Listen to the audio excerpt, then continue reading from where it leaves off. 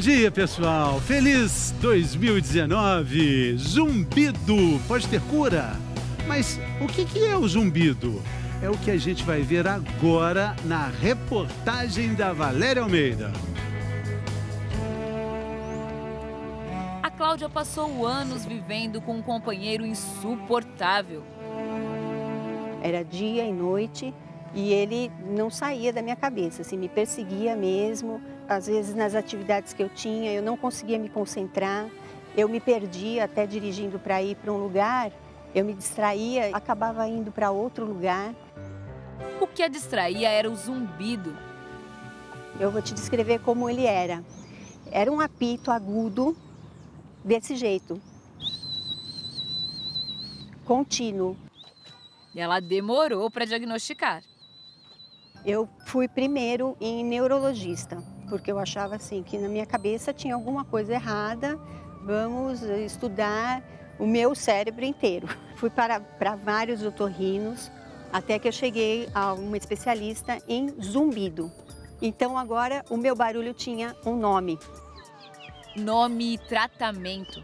Ela tomou remédios por 1 ano e meio e mudou completamente os hábitos, da alimentação à prática de atividades físicas e relaxamento. Hoje em dia, assim, eu não escuto o zumbido, eu não sinto mesmo a presença dele.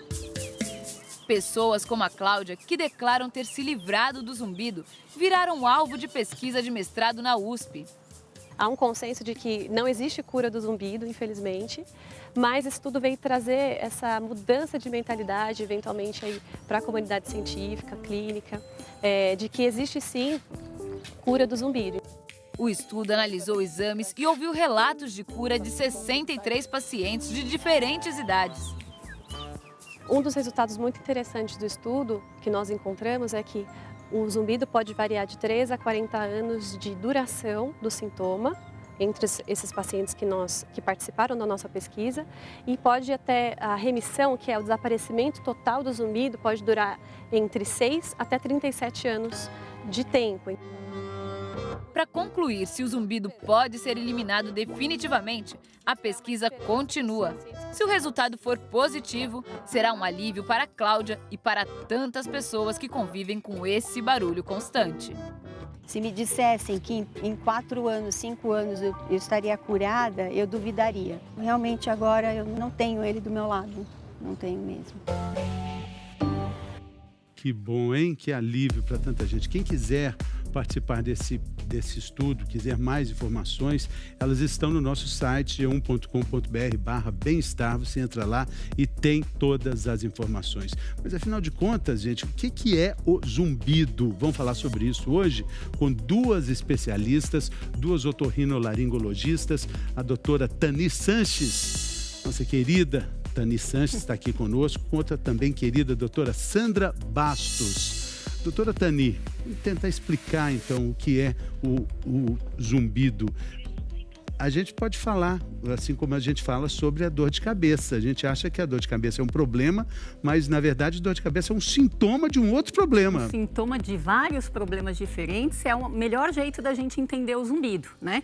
Então, quando a pessoa tem dor de cabeça, o problema não necessariamente está na cabeça. Quando a pessoa tem zumbido, o problema não necessariamente está no ouvido, né? Então, existem várias causas, muitas delas estão associadas a um problema do ouvido que gera perda de audição, mas também tem os vizinhos do ouvido que podem provocar o zumbido. Então, a gente está aqui com o ouvido, né? A gente está com o ouvido aqui. Então, vamos começar com os vizinhos do ouvido, que podem ser, eles sim, os causadores desse problema, né? Então, vamos pegar aqui o pescoço. Que é o vizinho de baixo o vizinho de baixo. Ouvido. Vamos colocar ele aqui ao lado, Isso. né? Vamos colocar ele aqui desse lado aqui como um bom vizinho. Isso. Ele pode ser uma causa importante, né, do zumbido. Por quê, doutora? Porque pessoas que têm dor no pescoço por problemas musculares ou por problemas nas vértebras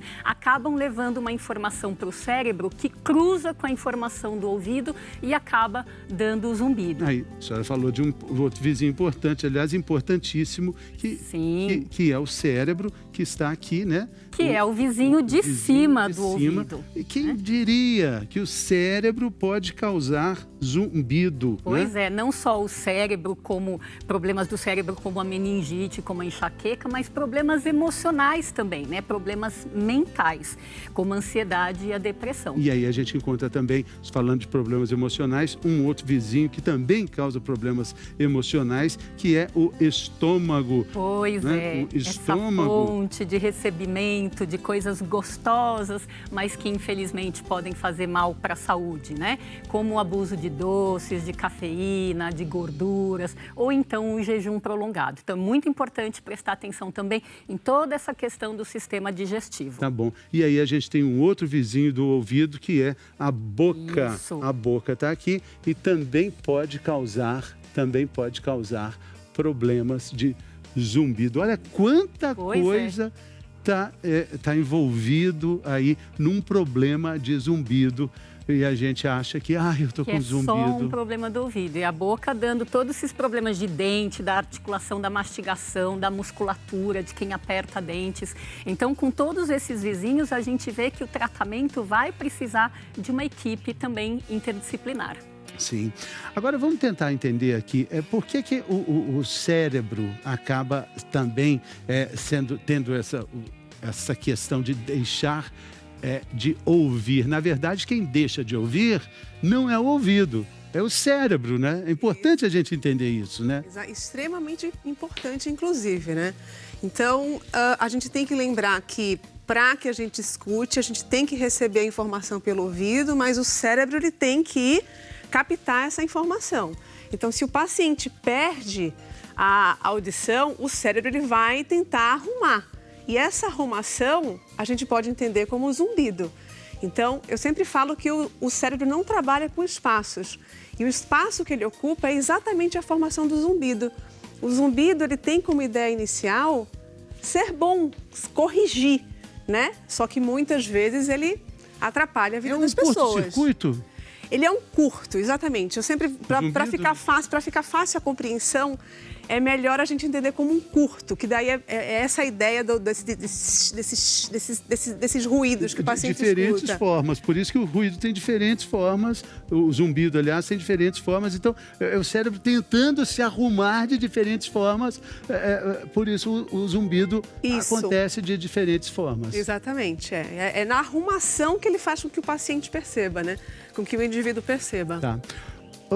Pessoal, daqui a pouco, depois do intervalo, a gente vai entender por que um pedacinho de algodão como esse pode evitar que entre água dentro do ouvido. A gente sabe que água dentro do ouvido pode causar grandes problemas, principalmente para os pais. É daqui a pouco, é depois do intervalo. A gente volta logo.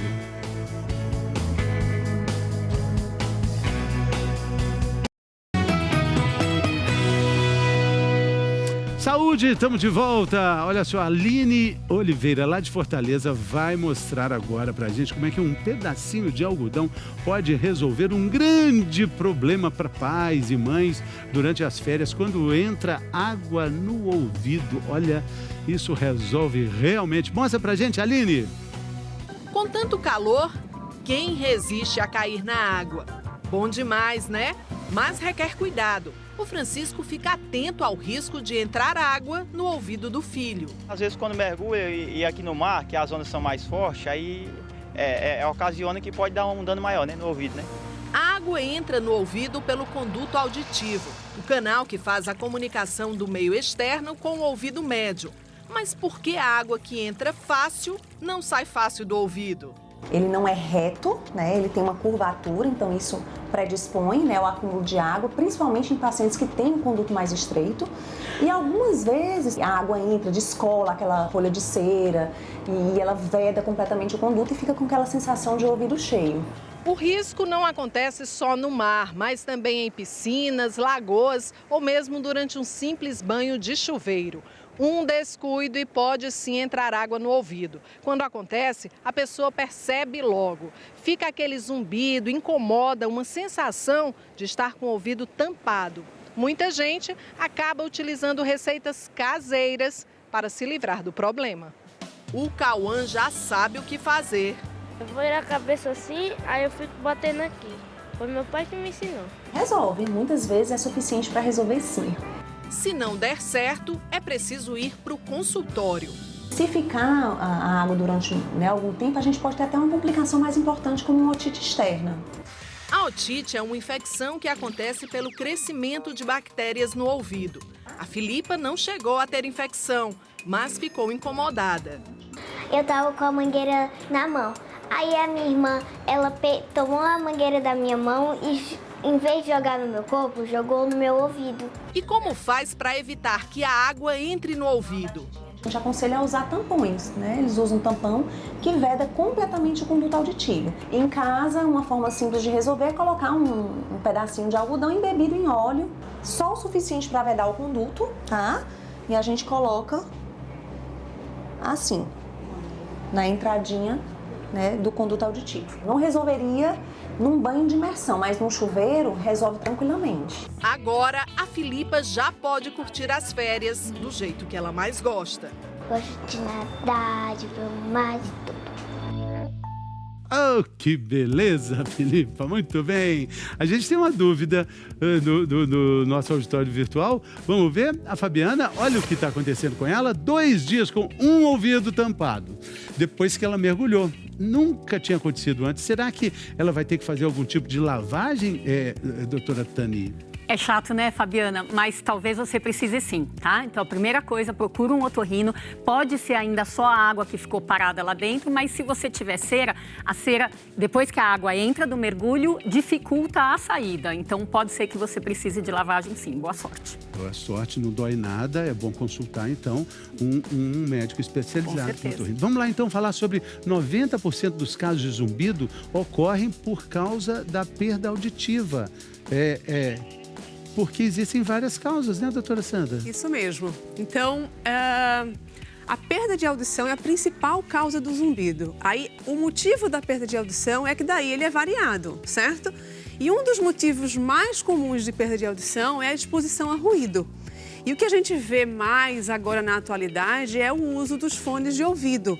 Então, em qualquer faixa etária, a gente vê muito nos jovens também, as pessoas com o hábito de usar o fone, porque é uma maneira de você se distrair, de você se isolar das dificuldades da vida e de você encontrar algum prazer.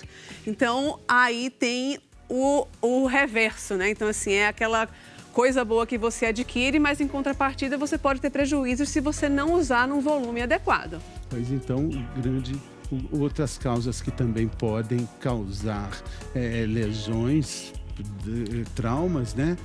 Sim, traumas, a idade, remédios com prescrição, sem prescrição, como antibiótico, anti-inflamatório. Tem muita coisa na vida moderna hoje que acaba agredindo os ouvidos, infelizmente. O ouvido é muito sensível, né? A gente não leva em conta isso. Exatamente. Né? Eu falo, ninguém morre do ouvido, mas ele perturba muito a qualidade de vida. Bom, se existem várias causas, a gente está falando sobre elas, existem, é claro, vários tratamentos, né? E a gente vai falar sobre eles daqui a pouco, no próximo bloco. A gente volta logo falando sobre esses tratamentos. A gente volta rapidinho depois do intervalo.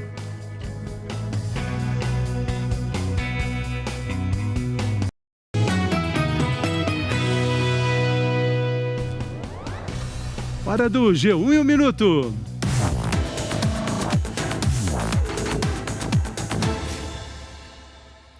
Olá pessoal, agora de manhã estão acontecendo as cerimônias de transmissão de cargo dos ministros do governo do presidente Jair Bolsonaro. 21 dos 22 ministros assumem hoje. Já a indicação de Roberto Campos Neto para a presidência do Banco Central ainda precisa ser aprovada pelo Senado.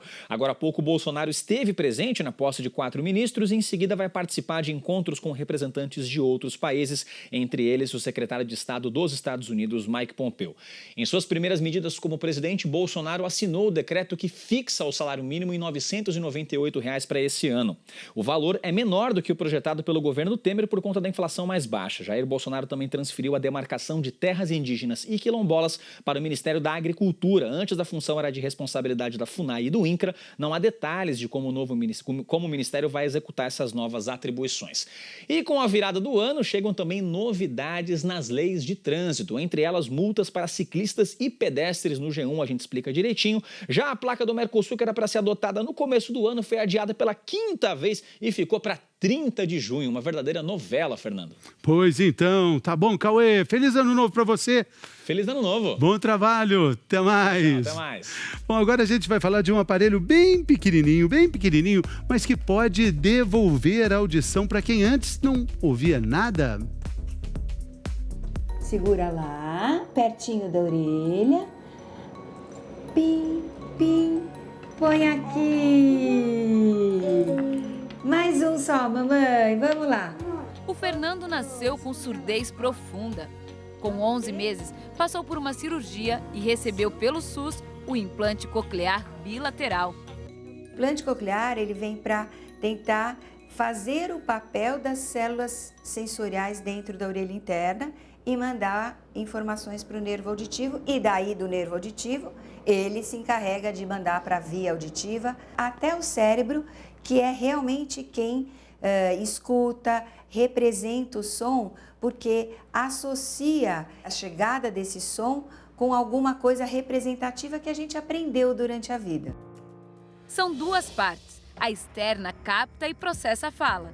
E a interna tem os eletrodos que passam a informação para o cérebro. O do Fernando foi ativado um mês após a cirurgia. Oi, Fernando! Você está escutando? A resposta foi linda, né? Ele olhou, ele viu que tava alguns barulhos, ele não sabia de quem era quem, a voz, porque era tudo muito novo.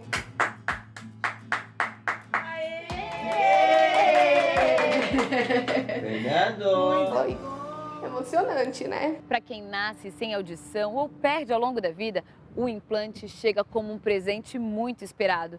Mas ele não é do tipo que a gente ganha e já sai usando, não. Para funcionar, esse presente aqui precisa ser programado e adaptado a cada paciente. Toda vez a gente avalia, né, para saber não só o quanto a pessoa está escutando, mas se está adquirindo as habilidades auditivas, porque não basta fazer o implante coclear, tem que fazer uma reabilitação. O Walter usa implante coclear há 13 anos, desde que perdeu a audição por causa de uma meningite. Se eu não fizer o mapeamento, pode ser que eu esteja utilizando muito mais energia do que eu preciso. Então, a fono consegue, através do computador, acertar isso e deixar o mais confortável possível. Com a programação, ele consegue até aproveitar os recursos da tecnologia. Se você me telefonar, eu consigo escutar e falar ao telefone sem precisar colocar aqui, é por Bluetooth. Então eu uso esse recurso. Muito legal, né? Agora, no bloco anterior a gente disse que o zumbido tem várias causas e por isso também tem vários tratamentos. Vamos falar de alguns deles. Vamos começar por onde? Por aqui? Vamos. Eu sempre acho que o cérebro, ele é o capitão ali de tudo que acontece em relação ao zumbido, né? Então, imagina que nessa vila, o cérebro é como se fosse o síndico. Ele quem manda e quem desmanda. Então, ele vai tanto ajudar como muitas vezes atrapalhar. Então, uma das coisas que você pode fazer é a terapia cognitiva comportamental, que você modifica a maneira como o cérebro funciona. Indo para o vizinho, que está aqui do meu lado, é o estômago. Então, a alimentação está muito na nossa mão, né? Do que a gente come, o que a gente deve comer, o que é mais saudável para a gente, para o nosso corpo. Então, cuidar da nossa alimentação, eu vou dizer que é um ponto muito importante. A gente falou até que o açúcar pode causar. Sim, isso, né? Sim. E do lado de cá, doutora Tani? É importante realçar que quando o problema do zumbido está na questão da boca, da mastigação ou no pescoço, colegas são fundamentais para ajudar o paciente, que são o dentista e o fisioterapeuta. Agora, quando o problema está nas nossas mãos, do outro otorrino e do fonoaudiólogo, que são os problemas eminentemente do ouvido, a gente tem tanta opção de tratar com medicamentos, existem remédios que podem ajudar o zumbido, ou com aparelho de audição, dependendo do grau de problema que é visto na investigação de cada um. O que é importante? Tanto o medicamento quanto o aparelho podem ajudar, tem os seus momentos certos para serem indicados e, apesar da resistência que muita gente tem com o aparelho, cada vez mais a indicação do aparelho precisa ser precoce para poder estimular o ouvido e o cérebro, ou seja, as duas partes importantes do zumbido. Muito bem, muito obrigado. Um ótimo 2019 para todos vocês, para todas as duas, para você também. Amanhã a gente está de volta. Se você perdeu alguma coisa, está tudo no Globoplay. A gente volta amanhã. Tudo de bom, saúde. Muito obrigado. O encontro vem aí. A gente se vê. Até mais.